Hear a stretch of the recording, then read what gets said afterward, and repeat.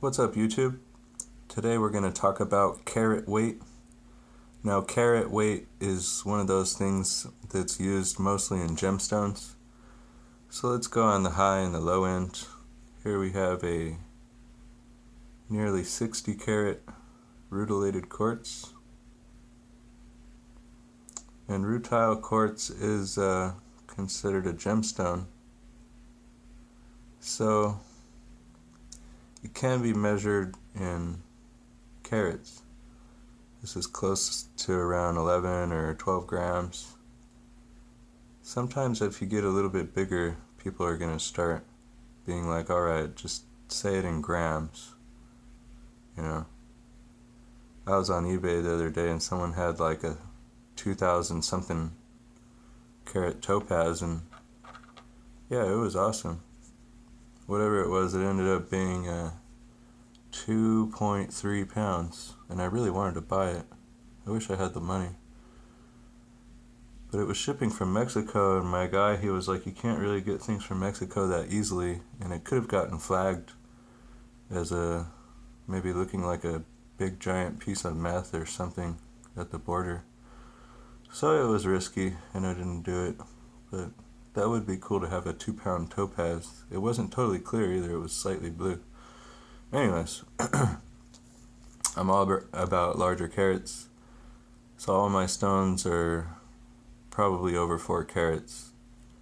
If I collect it, I mean, I do have some smaller ones. This is as small as I got. A little yellow prehnite, or this is 1.5 carats. The very smallest one, well, there's some really small rubies in there.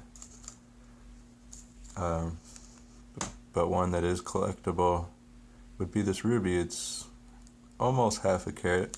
It's 0.47 carats. And I would collect this and be real happy with it. At a small carat, you can't get everything at a large carat size. And like garnets, you can get them at a larger size, but they start getting too dark. See how it's hard to see through the red. So each thing has its own place in how many carats it looks good at. But let's go into this ring I got. This is my grandpa's ring. He passed it down to me.